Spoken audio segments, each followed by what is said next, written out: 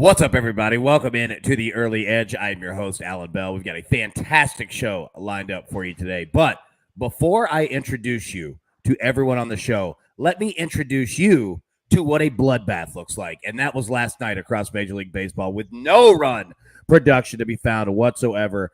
Nice job on the side play there with the Oakland A's. Buckets coming through with the old Bodo Glimt classic under 3.5. You can always count on that one. Then you look at the Early Edge in 5. You want a bigger bloodbath?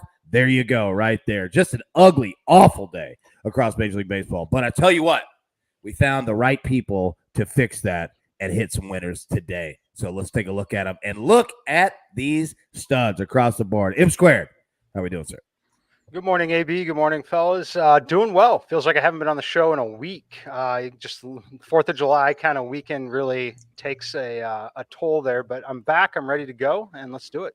Well, I was going to say, yesterday it looks like we haven't had you on the show in a week, and we need you back here. Certainly, man, need your help. And you know what? I think a lot of Major League Baseball teams are feeling it after the holiday and ahead of the All-Star break. We're seeing some bats fall down, but I think that's going to change today. Calvin Wetzel, my man, what's up?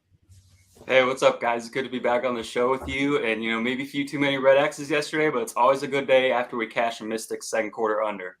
There we go. No, you're exactly right, man. And PropStarz, looking sharp as always, sir. AB, what's good, gentlemen? Good to see you guys as well. I'm excited. Tough day for the brand yesterday, but that's why we're going to turn things around today, and we're going to sweep the board. Oh, yeah. No doubt about that. I mean, you look back since mid-June, I think we're like 61% or something around there. And we're not that show that's like, oh, hey, we had a bad day. Let's look at our record previously. No, but we're looking at larger than one day. So you know what? We're going to be all right. We got some good ones on the board. All right. Before we do that and get into our storylines for today, we are nominated for an award here. Yes. We are nominated for the Best Sports Podcast category in the People's Choice Podcast Awards. We appreciate all of you guys for what you do for us. And quite frankly, this is because of you. And we hope you enjoy our show enough to nominate us to advance to the final round. To nominate the Early Edge, you go to podcastawards.com/app/sign up. Then toggle down the sports category. The whole process takes less than 60 seconds. We've included the link at the top of the episode description as well as in the chat. But seriously, just being here is a testament to you guys. So thank you so much for everything that you do for the Early Edge, and hope that we bring it back for you today. And that's exactly what we're going to do. So let's get to the storylines that affect the betting lines for today. And M Squared, coming over to you first, my man. Break down a little MLB weather. We need it. What you got? Yeah, not a lot of weather today. There's only 2 really decent hitting spots. New York Yankees on the road at Boston Fenway. You're going to see about a 15% increase in home run hitting and run scoring across the board. St. Louis and Atlanta, kind of typical for this time of the year in Atlanta. If they're not getting hit by a pop-up storm, the weather is going to be fantastic for hitting. Around 25% increase in home run hitting, only about 10% on the run scoring. So what we'll look for more there is some of the home run props. But again, we mentioned pop-up storms, so always an interesting time of the year to look at some of the unders on starting pitcher K-props in those games, just knowing that there is a potential for a delay. Definitely lean towards the unders more than the overs on the pitching in that spot.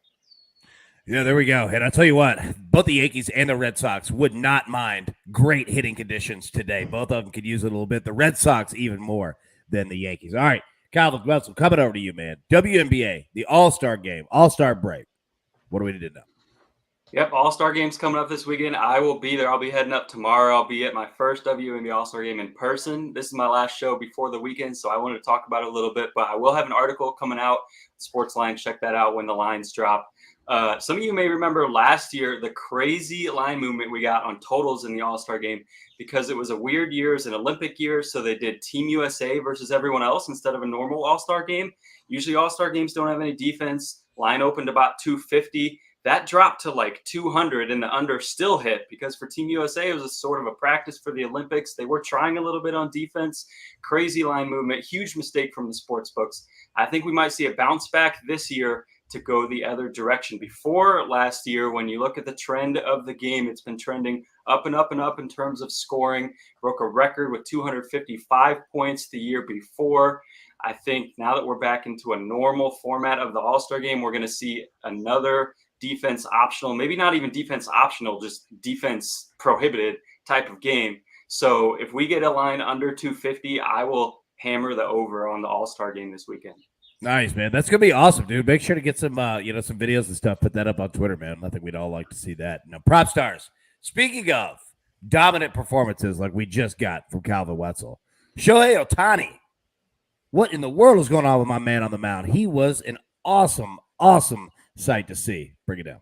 Yeah, he was indeed, AB. He continued his recent run of dominance on the mound, allowed 1 unearned run while striking out 10 in the Angels' 5-2 victory over the Marlins last night. Somehow Ohtani is having an even better season this year after winning the MVP award last year. He's not allowed an earned run over his last 28 2/3 innings pitched, the third longest streak by an Angels starter within a season in the last 50 years. It was his 4th straight start without allowing an earned run and his 3rd with at least 10 strikeouts and 0 earned runs. He's the 6th pitcher to accomplish that feat since runs became official, and the first since Jacob deGrom back in 2018-19. The Angels are now 5-1 since the start of June with Ohtani on the mound and 6-21 when anyone else starts. He also chipped in 2 RBI at the plate as well. He's currently sitting at plus 200 odds to repeat for MVP award. Only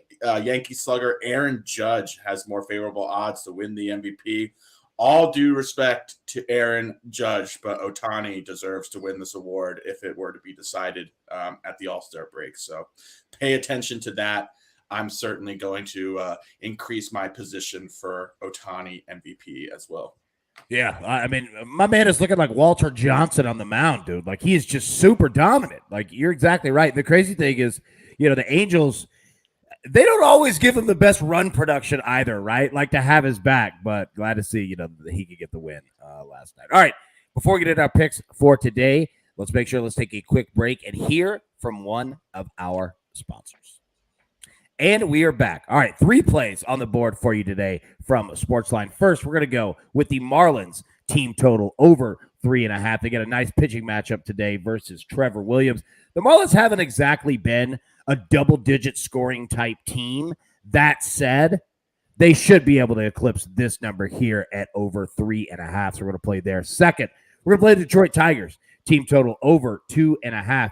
You look at what Detroit's done, especially with their bats. They've eclipsed this number in 11 of its past 12 games. Yes, they're on the road in Chicago, but over 2.5, they should be able to get there. Lastly, we're going to play the New York Yankees, all right, money line against the Boston Red Sox, all right? The Yankees are only giving up 2.6 runs per game over its last 7, while the Red Sox, they've lost 8 of its last 10 versus New York. You heard Mike earlier speak about the weather in Boston in regards to Fenway Park. The bat should be flying. The Yankees should take control of this one. All right, getting into the expert picks, what everybody came here for. M squared, you got one play, Major League Baseball. Bring it down. Yep, maybe going to that Yankees game. Love the Yankees side here. We're going team total over 4.5, minus 110, where I played it at win this morning. I would play it up to minus 125. I expect it to move. I expect it to close at 5.5 at plus money at many of the books here. But I want to pick on Josh Winkowski just a little bit. Looking at the numbers, not too bad, but we're seeing some pretty significant home road splits. At home, 331 weighted on base average, a lot worse than the 276 on the road.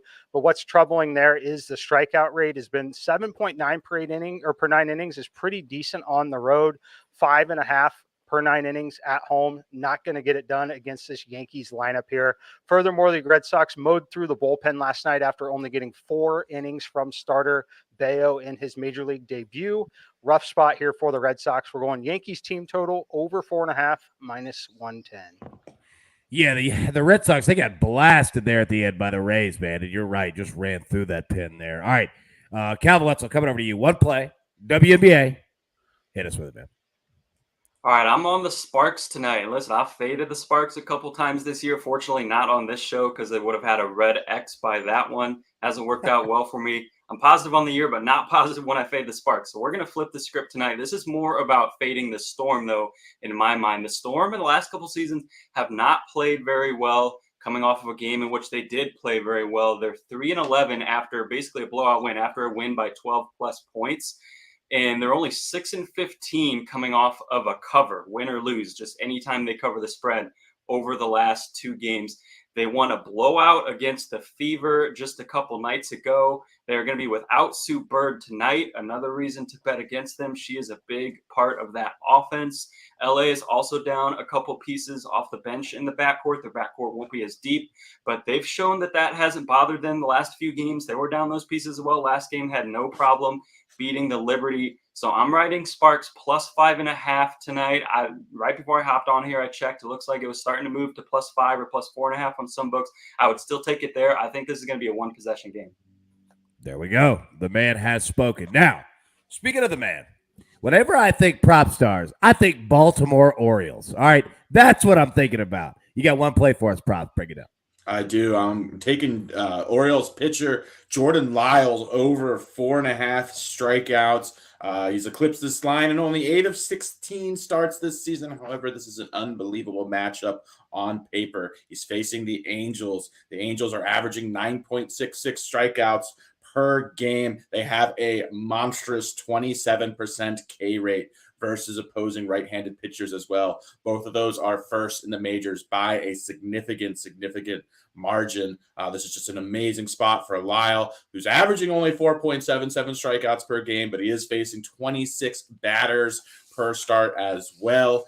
My model has him projected at 6.5, which is a huge edge.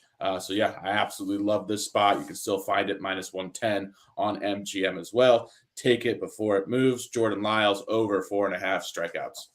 Yeah, that is a significant edge. Well done on finding that one. Absolutely. All right, now, speaking of, we say, hey, they've eclipsed this number in 10 of its last 11, 8 of its last 10. Someone who's batting 1,000, all right? My man is just hitting 1,000 on the recaps. That is the jeweler. Go ahead and pop that up on the screen here for us. Let's take a look at here and what we've got. M squared is on the Yankees team total over 4.5. Calvin Wetzel on the Sparks plus 5.5. PropStarz, as he just mentioned, Jordan Lyles over 4.5 strikeouts. Our side plays today, we've got the Marlins team total over 3.5, Tigers team total over 2.5, and the Yankees money line against the Boston Red Sox. Now, jeweler, break down this gem for us, man. You got 2 plays on it, plus 105. What are we looking at?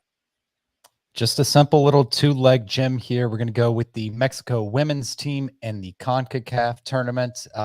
Just need them to win over Haiti. They lost 1-0 to Jamaica, so going to tail Brant Sutton here on the site. Expect a bounce back. Mexico will be at home. Hopefully they'll get it done. And then we're going to go with the Phillies money line versus the Nationals. Really, it's a fade against Adone, who's been terrible this season. 1-11, 6.97 ERA. So just combine those two together. Should be easy winners. Plus 105. I tell you what, man, there is nothing like sitting down, cold beer after work, watching Mexican women's soccer and the Phillies. Like, those are correlated plays for you right there. And I love our man, Brant Sutton, come through with it. Brant is fantastic at what he does at SportsLine in regards to his soccer picks across all kinds of leagues. You name it, international, MLS, our man Brant can do it. All right. That's all the time that we have for today. Everybody, thank you so much for tuning in. We'll be live at 4 p.m. Eastern today for the early edge in 5. But for right now, as always, best of luck. Let's cash these tickets, and we'll see you later today. Thanks.